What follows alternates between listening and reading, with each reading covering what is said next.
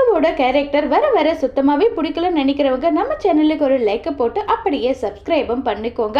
விக்னேஷ் சொல்றாங்க, நான் எவ்வளோ கால் பண்ணாலும் ஃபோன் எடுக்கவே மாட்டேங்கிறாங்கன்னு சொல்லிட்டு சொன்னதும் பயங்கரமா வருத்தப்பட்டு ரொம்பவே ஃபீல் பண்ணிட்டு இருக்காங்க.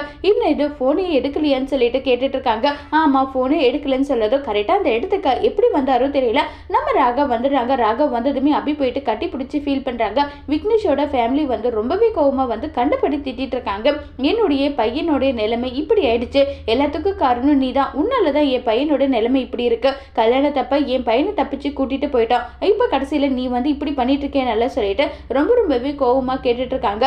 இதுக்கு என்ன பதில் சொல்றதுன்னு தெரியாம ஒரு பக்கம் அபி நின்றுட்டு இருக்கா. உடனே ராகவ் யாரு என்னன்னு தெரியாம உங்க இஷ்டத்துக்கு நீங்க அரெஸ்ட் பண்ணி கூட்டிட்டு வந்துடுவீங்களா, அது என்ன ஏதுனால நீங்க விசாரிக்க மாட்டீங்களான்னு சொல்லிட்டு ரொம்பவே கோவமா கேட்டதும் உடனே என்ன சொல்றதுன்னு தெரியாம ரொம்பவே வருத்தப்பட்டு ஃபீல் பண்ணிட்டு அங்க போலீஸ் மன்னிப்பு கேட்கறாங்க. அபி கிட்ட வா அப்படின்னு சொல்லிட்டு கூட்டிட்டு போறாங்க. உடனே அபி ராகவ் கிட்ட உனக்கு எப்படி நன்றி சொல்றதுன்னே தெரியல, நீங்க மட்டும் என்ன கூட்டிட்டு வரனா நிஜமா என்ன நடந்திருக்குன்னே தெரியல நல்லா சொல்லிட்டு ரொம்பவே வருத்தப்பட்டும் ஃபீல் பண்ணியும் பேசிட்டு இருக்காங்க.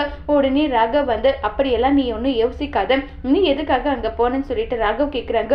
உன்னுடைய சந்தேக புத்தி போயிடுச்சே, என்ன நீ ரொம்பவே ஹாப்பியா பாத்தியே, உனக்கு இமெயில நம்பிக்கை வந்தது நான் நினைச்சிட்டு இருந்தேன், கடைசியில உண்மை என்னன்றத நீ நிரூபிச்சுட்டு நல்லா சொல்லிட்டு ரொம்பவே கோவப்பட்டு பேசிட்டு இருக்காங்க.